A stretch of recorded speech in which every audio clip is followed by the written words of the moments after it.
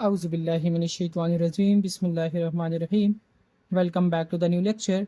And आज का जो हमारा क्वेश्चन है, ये question basically M D CAT 2025 में आ चुका है and this question is related to simple harmonic motion. So question क्या है? Question is when a particle executing simple harmonic motion move from mean position to extreme position, its kinetic energy।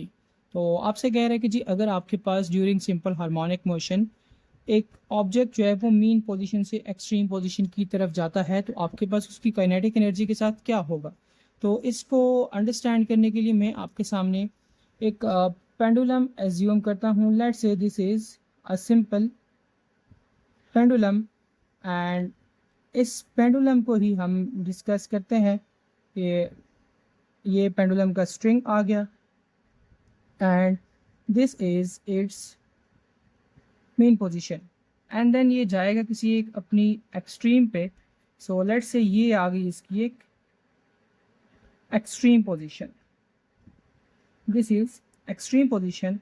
और यहाँ पे ये जो मीन और extreme के दरमियान का जो फासला है that is called as amplitude, और एम्पलीट्यूड को हम रिप्रेजेंट करते हैं एक्स नॉट के साथ। सो हमारे पास जो काइनेटिक एनर्जी की एक जनरल इक्वेशन है, वो जनरल इक्वेशन क्या है?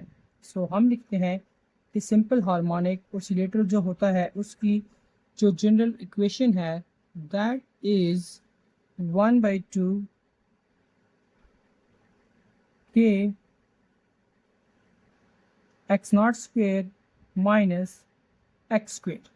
तो ये हमारे पास काइनेटिक एनर्जी की जनरल इक्वेशन है। अगर हम बात करें मीन पोजीशन की, सो आप कहते हैं कि at mean position, so mean position के ऊपर हमारा जो डिस्टेंस होता है वो हमारे पास होता है x इज़ इक्वल टू 0।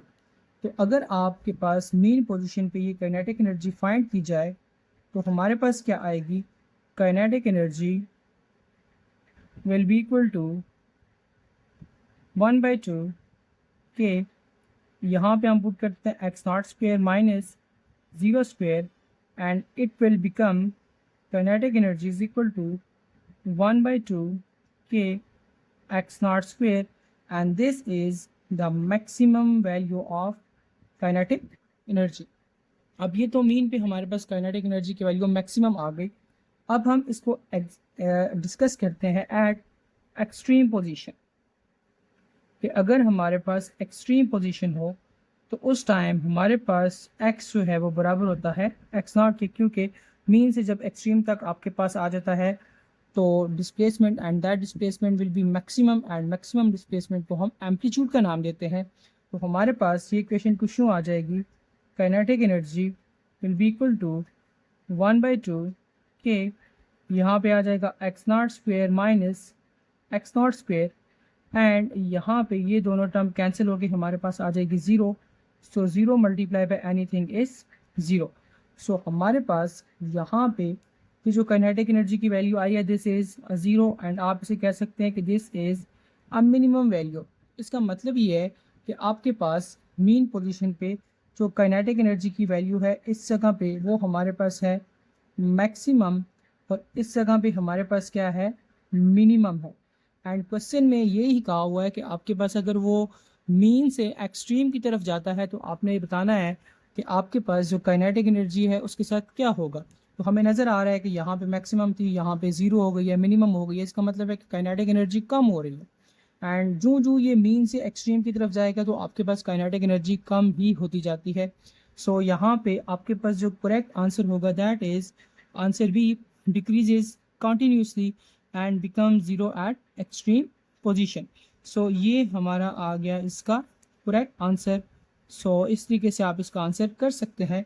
अगर आपसे एक एडिशनल इंफॉर्मेशन मैं आपको दे रहा हूँ, पोटेंशियल एनर्जी के बारे में पूछे तो पोटेंशियल एनर्जी तो हमारे पास होती है 1/2 k x square.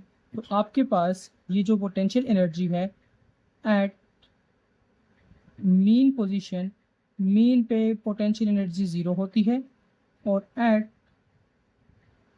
Extreme position जो पोटेंशियल एनर्जी है वो होती है मैक्सिमम।